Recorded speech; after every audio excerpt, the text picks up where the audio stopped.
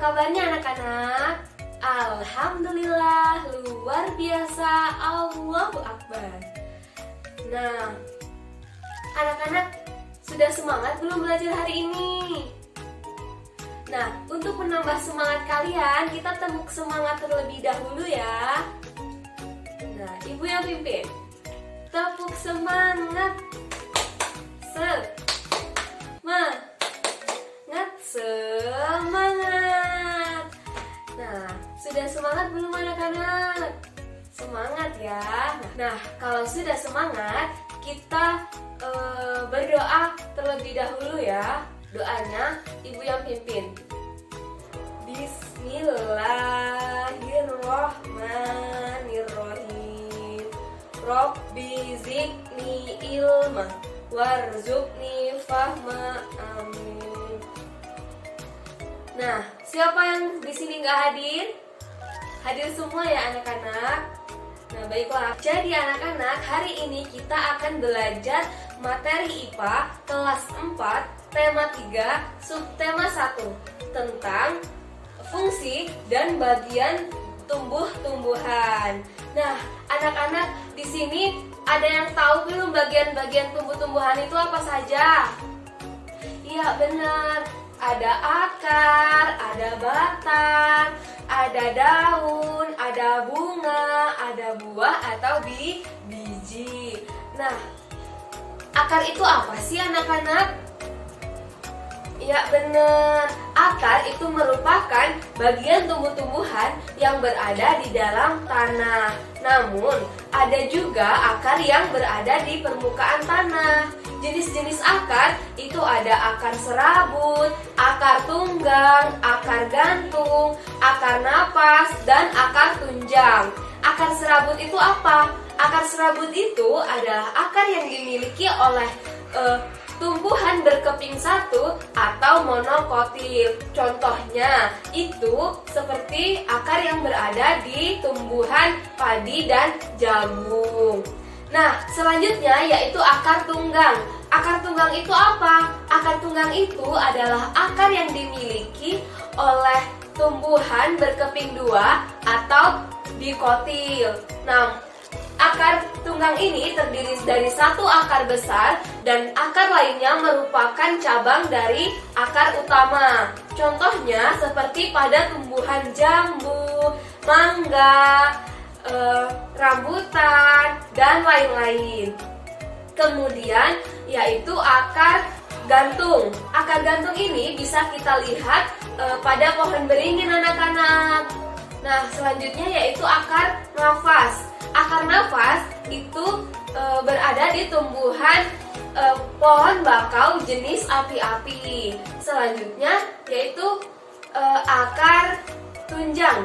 Akar tunjang itu bisa ditemui di pohon pandan. Anak-anak, di sini ada yang tahu belum fungsi dari akar itu apa? Ayo tunjuk tangan. Ya benar. Apa tadi? Ya, menyerap air dan zat hara dari dalam tanah. Yang kedua, menguatkan berdirinya tumbuhan. Dan yang ketiga, menyimpan cadangan makanan. Ya benar anak-anak. Nah anak-anak, bagian tumbuh-tumbuhan selanjutnya yaitu apa? Ya benar, batang. Nah, jadi batang itu apa anak-anak? Batang itu adalah bagian tumbuh-tumbuhan yang berada di atas tanah. Jenis-jenis batang itu ada batang basah, batang berkayu, dan batang rumput. Batang basah itu apa anak-anak? Nah, jadi batang basah itu adalah batang yang bersifat lunak dan menyimpan air. Contohnya itu seperti pada tumbuhan bayam. Selanjutnya yaitu batang berkayu. Batang berkayu itu adalah batang yang memiliki kambium. Kambium pada batang itu akan membentuk lapisan kayu di bagian dalam batang. Contohnya seperti pohon rambutan, pohon mangga, pohon jambu, pohon apa lagi anak-anak? Ya benar, pohon alpukat, dan masih banyak lagi ya anak-anak. Selanjutnya yaitu batang rumput. Batang rumput itu adalah batang yang tidak mempunyai kambium, tidak berkayu, serta tumbuh pendek. Nah, batang rumput itu memiliki ruas dan berongga. Contohnya seperti pada tanaman padi, rumput, dan lain-lain. Anak-anak, di sini ada yang tahu tidak fungsi batang itu apa? Belum tahu ya? Nah, jadi fungsi batang yaitu satu, tempat menyalurkan air dan zat hara ke seluruh bagian tubuh tumbuhan. Yang kedua, tempat tumbuhnya daun, bunga, dan buah. Nah, yang ketiga yaitu tempat menyimpan cadangan makanan. Nah, bagian dari tubuh tumbuhan selanjutnya apalagi anak-anak? Ya benar, daun. Nah, daun itu berfungsi sebagai tempat fotosintesis, yaitu proses pembuatan makanan pada tumbuhan dengan bantuan energi matahari. Selain itu, daun juga berfungsi sebagai alat pernapasan dan penguapan air.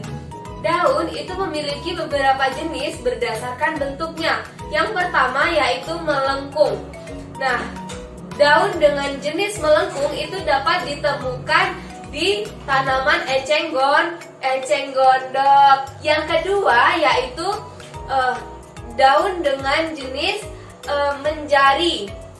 Menjari itu dapat ditemukan di tanaman singkong, jarak, pepaya, dan lainnya. Yang ketiga yaitu daun dengan bentuk tulang menyirip. Daun dengan bentuk tulang menyirip dapat ditemukan di tanaman jambu, alpukat, rambutan, dan lainnya. Nah, selanjutnya yang keempat yaitu daun dengan bentuk tulang sejajar. Itu dapat ditemukan di tanaman padi, di tanaman jagung, di tanaman kelapa, pandan, dan lainnya. Nah, anak-anak, sampai sini paham penjelasan dari ibu tadi? Paham ya? Nah, kalau paham, ibu lanjut lagi. Nah, jadi bagian tumbuhan yang selanjutnya yaitu ada bunga. Bunga itu berperan penting dalam proses perkembangbiakan pada tumbuhan. Bagian-bagian bunga yaitu yang pertama ada tangkai bunga. Tangkai bunga ini berfungsi untuk menahan bunga agar tidak mudah terbawa angin. Yang kedua yaitu kelopak. Kelopak berfungsi untuk melindungi bunga sebelum mekar. Dan yang ketiga yaitu mahkota. Mahkota ini berfungsi untuk menarik perhatian polinator, yaitu hewan yang membantu penyerbukan pada bunga. Yang keempat yaitu benang sari. Benang sari itu berfungsi sebagai alat reproduksi jantan. Yang kelima yaitu putik. Putik ini berfungsi sebagai alat reproduksi betina. Nah, anak-anak, bagian dari tumbuhan yang terakhir itu ada buah dan biji. Nah, buah dan biji itu merupakan bagian tumbuhan hasil dari perkembangan bunga. Nah, putik yang telah diserbuki akan tumbuh menjadi biji dan dilindungi oleh daging buah. Buah pada setiap tumbuhan itu akan memiliki bentuk yang berbeda-beda. Nah, sampai sini anak-anak ibu paham? Paham ya? Nah, kalau sudah paham, silahkan anak-anak buka buku halaman 8. Di situ ada soal evaluasi. Nanti anak-anak kerjakan ya. Nah, minggu depan kita akan bahas bersama-sama. Mengerti anak-anak? Mengerti. Nah, kalau sudah mengerti, ibu cukupkan materi kita pada hari ini. Jika ada kesalahan, ibu mohon maaf. Kepada Allah ibu mohon ampun. Ibu akhiri. Wassalamualaikum warahmatullahi wabarakatuh.